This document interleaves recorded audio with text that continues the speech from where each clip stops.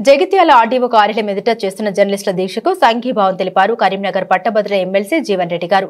Municipal chairperson Adavala జ్యోతి లక్ష్మణ్ ప్రభుత్వం పారదర్శకత విధానంతో ముందుకు సాగేందుకు తోడ్పాటును అందించేది జర్నలిజం వ్యవస్థ. గతంలో ప్రింట్ మీడియాకే పరిమితమైన సమాచార వ్యవస్థ ఎలక్ట్రానిక్ మీడియా రాకతో క్షణంలో వార్తలు ప్రజల ముంగిట ఉండే పరిస్థితి వచ్చింది. ఈ కార్యక్రమంలో టీపీసీసీ కార్యదర్శి బండా శంకర్ గారు, మున్సిపల్ ఫ్లోర్ లీడర్ దుర్గయ్య గారు, కాంగ్రెస్ నాయకులు గాజుల రాజేందర్ గారు పాల్గొన్నారు.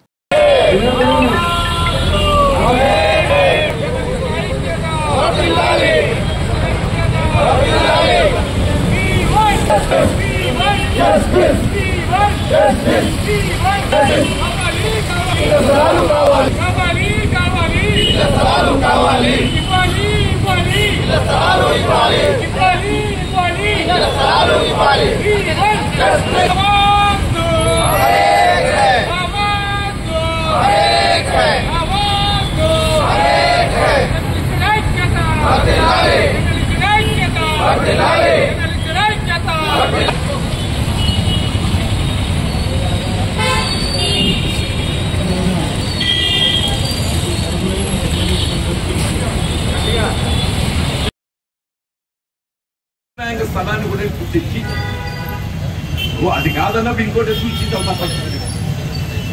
అది కాదు కాబట్టి స్థలాలు లేవంటే కూడా కరెక్ట్ కాదు కదా. అది కాదన్నప్పుడు ఇంకోటి ప్రత్యామ్నాయం కూడా మనం ఆలోచించాలి. ప్రత్యామ్నాయంగా కొంత సూచన చేశారు, కొంత విభేదించిండ్రు. ఇతర మార్పులు జరగకపోతే ఆ మార్పు జరుగుతుంది ఆశ్చర్యపడతాం పొందలేకపోతామన్న అనుగుణంగా మార్పులు జరిగినాయి. మరి అల్టిమేట్గా ఎందుకు ఆచరణలో అది కారణం ఆచరణలో దీనికి నేను దాన్ని చెప్పలేను, ఊహించలేదు. నేను ఇవాళ కూడా చెప్పంటాను, నా అభిప్రాయం ఏదైనా కావచ్చు, జర్నలిస్ట్ కావచ్చు, స్థలాల కల్పన ఈ ప్రభుత్వ బాధ్యత. తప్పకుండా కల్పన చేసిన బాధ్యత ఈ ప్రభుత్వంపై ఉన్నది. అది ఎక్కడ ఎంపిక చేయాలి అది మీ అందరితో చర్చించి మీ సలహాలు సూచనలకు అనుగుణంగా రేపు రాష్ట్ర ప్రభుత్వ గౌరవ ముఖ్యమంత్రి గారికి నేను నివేదిస్తా. ఇక్కడ ఉండే ఒక సమస్య జర్నలిస్ట్ ఇంట్లో స్థలాల యొక్క ఆవశ్యకత, దాన్ని గుర్తింపై చేస్తున్న ఆవశ్యకత ఏదైతే తప్పకుండా నేను ప్రభుత్వానికి గౌరవ ముఖ్యమంత్రి గారి దృష్టికి తీసుకెళ్తా. జిల్లా కలెక్టర్ గారు కూడా నేను నివేదిక వాళ్ళతో జిల్లా కలెక్టర్ గారికి నివేదిస్తానని చెప్పారు. అల్టిమేట్ గా మీరు కూడా ఏదైతుందో జిల్లా కలెక్టర్ గారిని మీ ఆలోచన వారి ముందు పెట్టండి. అల్టిమేట్గా ఏదైతుందో స్థల ఎంపిక సేకరణ అనేది ఏదైతుందో జిల్లా కలెక్టర్ గారు ద్వారా జరుగుతుందని చెప్పి నేను భావిస్తున్నాను. ఎందుకంటే అల్టిమేట్గా మనం చేసే ఏదైనా కానీ అన్ని ప్రభుత్వాలు పాలనలో వచ్చినాయి. టీడీపీ ఒక దశాబ్ద కాలం పాలించింది, తదుపరి కాంగ్రెస్ ఒక దశాబ్ద కాలం పాలించింది, టీఆర్ఎస్ ఒక దశాబ్ద కాలం పాలించింది, మళ్ళీ వాళ్ళ కాంగ్రెస్ పనిచేస్తుంది. అంటే ఈ బాధ్యత అనేది ఏదైతుందో నిర్వర్తన లోపల ఒక విధంగా అది ఏ రాజకీయ పార్టీ అనేది పూర్తి స్థాయి లోపల పరిష్కరణకు మరి కార్యాచరణ రూపొందించలేకపోవడమో ముందుకు పోలేకపోయినటువంటి చెప్పగలం. ఇప్పుడు అప్పటికి వెళ్ళి ఇప్పటికి ఉన్నటువంటి నాయకత్వాలు కూడా మన ముందున్నాయి. అప్పటి నుండి ఇప్పటి వరకు నాయకత్వాలు కూడా మన ముందున్నాయి. నేను ఏ విధంగా ఇవాళ ఆనాటి నుండి ఈనాటి వరకు ప్రజా జీవితంలో మీ ముందున్నదో నాతో పాటు ఇతర మిత్రులు కూడా ఏదైతుందో ఆనాటి నుండి ఈనాటి వరకు ప్రజాక్షేత్రం మీ ముందు. ఒక వ్యత్యాసం ఏంటంటే, సరే నాకు నేను ఒక అభిప్రాయాన్ని కలిగి ఉంది. పాత్రికేయ సోదరులకు ఇళ్ల స్థలాల కల్పన అనేది తప్పకుండా కల్పన చేయబడాలి. పాత్రికేయ సోదరులకు ఇళ్ల స్థలాల కల్పనలో కూడా ఏ విధమైన భిన్నాభిప్రాయం లేదు.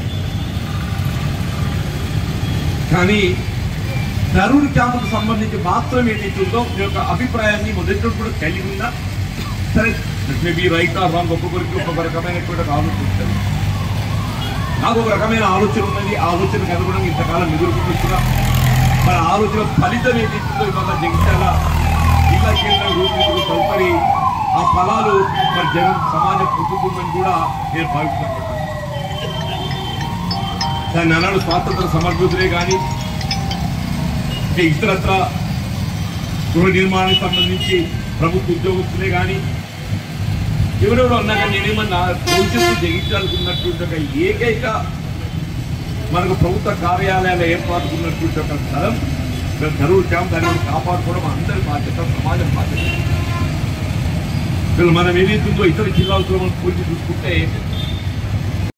ముఖ్యంగా జగిత్యాల జిల్లా కేంద్రంగా రూపుదిద్దుకోవటం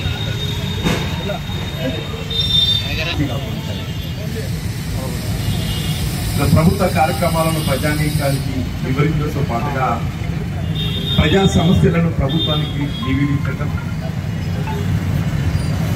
కార్యక్రమాల అమల్లో ఉన్నటువంటి లోటుపాట్లను ఏదైతుందో సమాజానికి ఎత్తి చూపటం, ఒక విధంగా ప్రభుత్వం పారదర్శకంగా బాధ్యతలు నిర్వర్తించే విధంగా తోడ్పడేది మరి పాత్రికేయ సోదరులను చెప్పడం తప్పదంటుంది.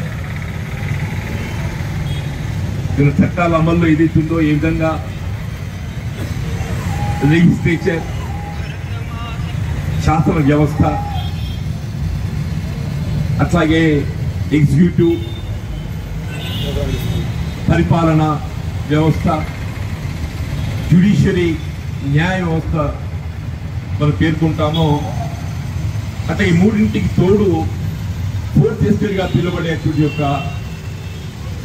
ఇవాళ జర్నలిజం, పాత్రికేయులు, పత్రికా ప్రపంచం ప్రధానమైనదని చెప్పాలి తప్పదంటుంది.